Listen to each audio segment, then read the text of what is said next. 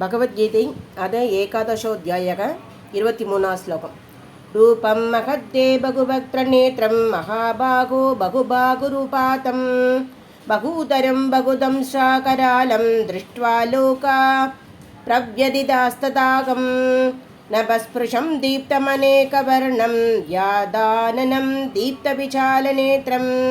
దృష్ట్వా గీత్వా ప్రవియదిధాంతరాత్మా ధృతిం న విందామి చమం చ విష్ణో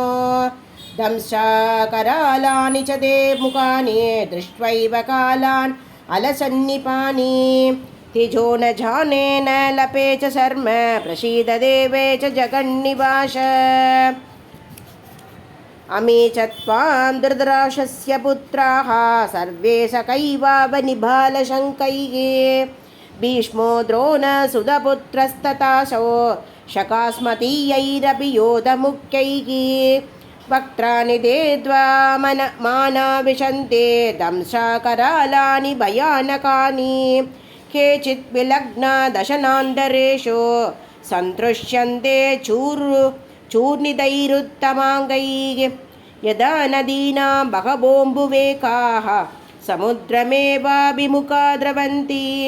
తథా తవామి నరలోకవీరా విశంతి వక్త్రాణ్యభివిజ్వలంతి యదా ప్రదీప్తం జ్వలనం పతంగా విశంతి నాచాయ స్మృత్తవేకాః తథైవ నాచాయ విశంతి లోకాస్తవాభివక్త్రే వక్త్రాణి సమృద్ధవేకాః లేలిల్హసే కృశమానः సమంతా లోకాన్ సమగ్రాన్ వదనే జ్వలద్భిః తేజోభిరాపూర్య జగత్సమగ్రం పాశస్తవోగ్ర ప్రదబంది విష్ణో ఆఖ్యాहि మే కో భవనగ్రరూపో నమోऽस्तु తే దేవవర ప్రసీద విజ్ఞాతుమిచ్ఛామి భవంతమాద్యం నహి ప్రజానామి తవ ప్రవృద్ధిం. శ్రీభగవానువాచ కాలోऽస్మి లోకక్షయకృత్ ప్రవృద్ధో లోకాన్ సమాహర్తుమిహ ప్రవృత్తః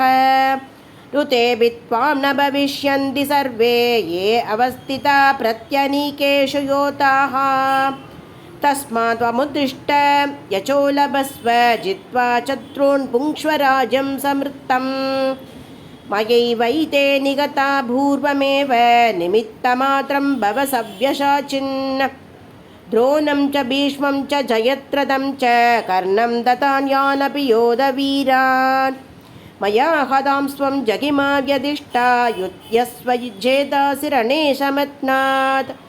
సంజయోవాచ ఏతశ్రుత్వా వచనం కేశవస్య కృతాంజలిర్వేపమానః కిరీటీ నమస్కృత్వా భూయ ఏవాహ కృష్ణం సగత్కదం భీత ప్రణమ్య. అర్జున ఉవాచ స్థానే కృషీకేశ తవ ప్రకీర్త్యా జగత్ప్రకృష్యద్యనురజ్యతే చ రక్షాంసి పీతాని దిశో ద్రవంతే సర్వే నమస్యంతి చ సిద్ధసంకాః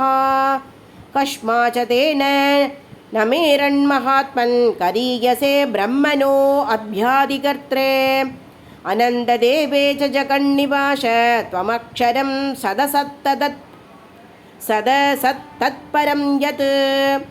త్వమాదిదేవ పురుషః పురాణక త్వమస్య విశ్వస్య పరం నిదానం వేతాసి వేద్యం చ పరం చ ధామ ద్వయా తదం విశ్వం అనంతరూప వాయుర్యమో అగ్నిర్వరుణः శశాంకః ప్రజాపతిస్త్వం ప్రభిధామగచ్చ. నమో నమస్తే సహస్రకృత్వక పునశ్చ భూయోభి నమో నమస్తే.